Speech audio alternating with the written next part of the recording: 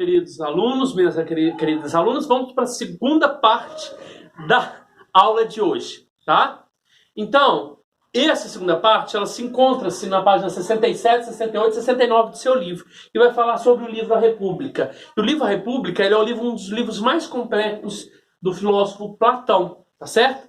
Então, primeiro a gente tem que entender o conceito de corpo e alma, essa dualidade que eu acabei de falar na última aula, para você entender a divisão das almas, a aplicação dessas almas na cidade e o conceito de justiça e como se deu a educação, ou como se dá a educação. Então, na última aula eu estava falando que o ser humano, ele possui duas realidades, a realidade material, corpo, e a realidade imaterial, alma. Realidade material, fonte dos sentidos, cárcere da alma, prisão da alma. Porque se você ficar confiando nos sentidos, você vai errar. Alma é a alma que conhece. É a fonte da sabedoria, a fonte do conhecimento.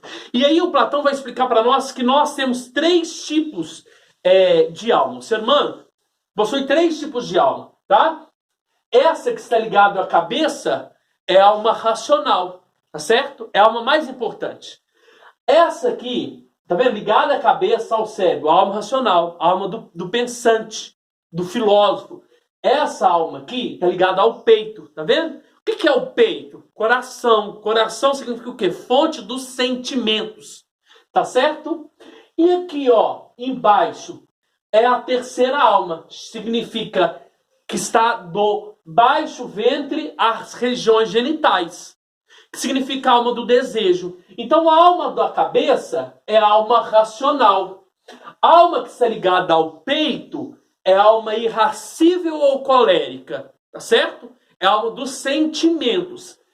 Essa alma que está ligada à barriga, até às partes sexuais, está ligada ao desejo, às vontades. Por isso que ela é chamada de alma concupiscente ou desejante. Tá certo? Entendeu? Então você possui corpo e alma. E a gente distingue as almas de três maneiras. Platão vai falar para nós que qual alma é a perfeita. Ele vai falar que é a alma racional. E aí, ele no mito do cocheiro, ele vai exemplificar que a alma racional, alma da inteligência, que busca conhecimento, é o cocheiro. Esse cavalinho branco aqui é a alma irascível. E esse cavalinho preto aqui é a alma concupiscente dos desejos. E aí você entende você. A alma dos desejos, quando ela está imperando, ela se descontrola. É a vontade de comer, de beber, de fazer sexo, tá? Então, Platão vai falar o seguinte para nós, que a alma racional, ela tem que controlar os nossos desejos, tá? O ser humano de alma racional, ele consegue controlar os seus desejos e os seus sentimentos, tá? Por isso que ele cita esse exemplo aqui, ó. O cocheiro é aquele que segura as duas almas. Essas duas almas estão desenfreadas dentro de nós, tá certo? Então você tem que segurar essas almas dentro de você. Qual alma? A alma do desejo. Qual alma? A alma dos sentimentos. Quem que tem que controlar isso para você? Quem tem que segurar esses desejos e sentimentos? Sua alma racional, tá certo? E aí Platão vai jogar essas almas na sociedade. Ele vai falar que quem corresponde à alma racional na sociedade? Ele vai falar que quem corresponde à alma racional na sociedade são os magistrados, são os reis ou são os filósofos, tá certo? Deveriam ser, então, os filósofos, os reis e os magistrados. Por quê? Porque eles nunca vão eles nunca vão deixar-se ser corrompido por outras coisas. Tá? Por quê? Por que ele vai ser corrompido? Porque ele que segura os seus sentimentos e ele que segura os seus desejos. Na alma irascível, aqui, ó, a alma do peito, dos sentimentos, deveria ser a alma dos guerreiros, né? Daqueles que guardam a cidade, que combatem a cidade. Por quê? Por que é a alma dos guerreiros? Porque o guerreiro é aquele que movimenta-se com sentimento de ódio e de amor ao mesmo tempo. Então ele tem que ter esse equilíbrio dentro da cidade. E aí nós temos a alma do povo, que é a alma apetitiva, é a alma desejante, que é o povo que não procura muito conhecimento, mas qual é a função deles? Trabalhar em prol da manutenção da sociedade. É alma desejante, quer dizer, eles não buscam racionalidade, eles buscam muito desejo. Então, qual que é a função deles na cidade? A manutenção da cidade, a partir do trabalho. E aí, o Platão vai falar o seguinte para nós: se a alma apetitiva governasse, agora nós estamos falando de política, se a alma apetitiva governasse a cidade, seria péssimo. Por quê? Porque o povo ia procurar só ganhar dinheiro, ganhar dinheiro, ganhar dinheiro. Se a alma irracível controlasse a cidade, ela gostaria que só existisse guerra na nossa cidade, para se vangloriar. Então, quem deve governar a cidade? Quem deve governar a cidade é o ser possuidor de alma racional. Então, por isso que ele institui a sofocracia, tá certo? O poder do rei filósofo, o poder do filósofo. Por que o filósofo deveria governar a cidade? Porque ele é a alma racional. Mas o que é a alma racional mesmo? É aquela que controla os sentimentos e as vontades, os desejos. Tá certo? E aí que ele vai entender o que é o conceito de justiça, o que é ser justo.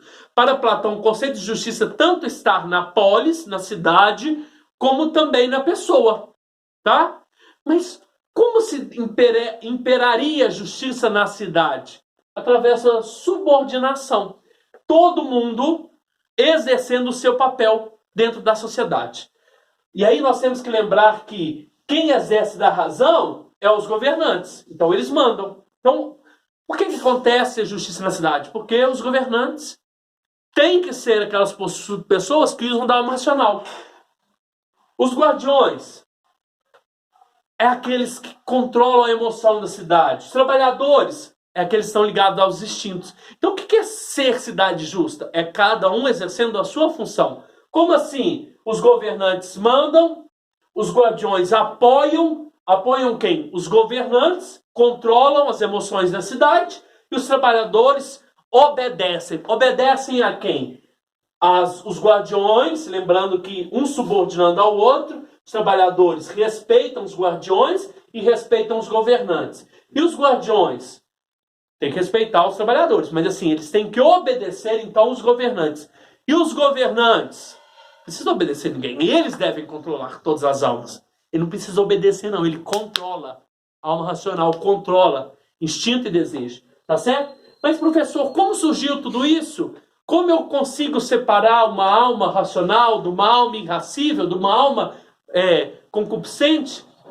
Platão explica que a partir da educação dos 7 anos até os 50 anos, você começa um processo de conhecimento comum, tá? Então, se eu não me engano, dos 3 aos 7 anos, nós vamos colocar todas as crianças na escola. A partir dos 7 anos, os menos aptos ao conhecimento, à busca pelo conhecimento da verdade, esses vão começar a trabalhar já com 7 anos de idade. Depois, na segunda seleção, com 20 anos, vai começar então a classificação da classe guerreira. Depois, aos 30, e assim por diante, dos 30 aos 50 anos, então significa que são almas racionais, que vão comandar, governar a cidade e vão ajudar na administração pública da cidade.